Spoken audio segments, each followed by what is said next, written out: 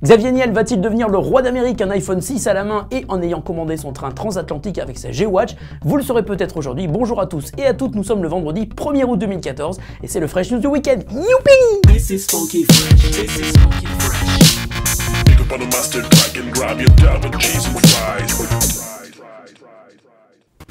Vous pouvez commencer à faire des petits dessins dans vos agendas. Il semblerait que deux dates se dessinent pour l'annonce et la sortie de l'iPhone 6. Selon le site MacRumors, le mois d'octobre devrait être très chargé pour Apple. Le responsable d'un Apple Store a indiqué sous couvert d'anonymat au site MacRumors que l'iPhone 6 débarquerait en boutique le mardi 14 octobre. On y apprend également qu'octobre serait aussi l'occasion d'annoncer la sortie de OS X Yosemite, de nouveaux iPads et de nouveaux iMac. Mais une autre info concerne l'annonce de l'iPhone 6.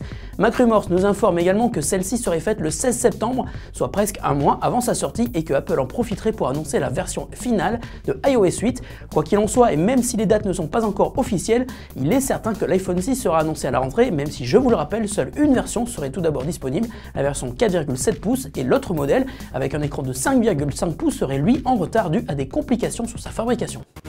Xavier Niel veut manger l'Amérique après avoir conquis la France avec Free. Le patron de Iliad a déposé une offre de rachat pour l'américain T-Mobile. L'info est aussi énorme que l'enjeu.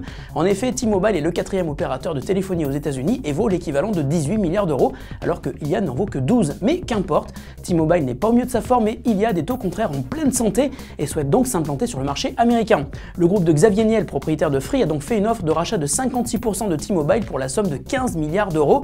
Apparemment, l'offre, qui s'appuierait sur un prêt financé par les banques de Iliad, a été très remarquée, car dès hier soir, l'action de T-Mobile a pris de la valeur en bourse, tandis que celle de son concurrent Sprint, qui est aussi sur les rangs pour acheter T-Mobile, a subi une sacrée chute. En clair, Xavier Niel pourrait avoir envie de reproduire l'effet Free sur le marché américain, des tarifs très attractifs qui viseraient à bouleverser un marché en place, comme ce fut le cas en France. On attend évidemment la suite. C'est une première mondiale et la start-up française tient à le faire savoir sur son blog. Capitaine Train vient de sortir son application pour Android Wear. Plutôt que de se focaliser sur la partie achat de billets que propose déjà Capitaine Train de manière claire et simple sur desktop et mobile et qui a fait son succès, l'appli pour les montres connectées, pour l'instant Samsung Gear Live et LG G Watch, se concentre sur le moment où vous entrez en gare avec votre montre au poignet. L'appli vous propose de laisser votre smartphone dans la poche sans risque donc de vous le faire piquer ou de le faire tomber et se faire piétiner, ce qui serait quand même super dommage. L'appli vous propose de vous envoyer une notification 20 minutes avant le départ de votre train en indiquant l'heure, le numéro du wagon et de votre place. Vous pouvez ensuite afficher le flash code du billet pour le faire valider au contrôleur et comme le précise Capitaine Train, ce dernier risque d'être super jaloux de votre montre. Et enfin, vous pouvez lancer l'application sur votre smartphone depuis l'écran de la montre. On félicite toute l'équipe de Capitaine Train qui, une fois de plus, va se faire remarquer avec cette appli qui arrive sur le store Google Play. Et la question du jour nous vient de Tanguy qui aimerait bien passer de Windows Phone à Android, c'est pas commun, mais qui a peur de ne pas pouvoir tout récupérer. Alors salut Tanguy, je te rassure, le passage sera totalement indolore. Tout d'abord pour OneDrive, puisque tu le demandes, aucun problème, l'application est cross-platform. Une fois que tu es connecté avec ton compte OneDrive sur Android, tu retrouves les mêmes fichiers et les mêmes dossiers. Il en est de même pour les emails et les contacts. Il te suffit d'installer l'application Outlook.com sur Android, tu pourras y installer ton compte Microsoft ou tout autre compte mail et tu pourras retrouver tous tes contacts sans le moindre souci. Pour l'application dont tu nous parles, OneNote, là aussi aucun souci puisqu'elle est elle aussi cross-platform et elle existe donc sur Android.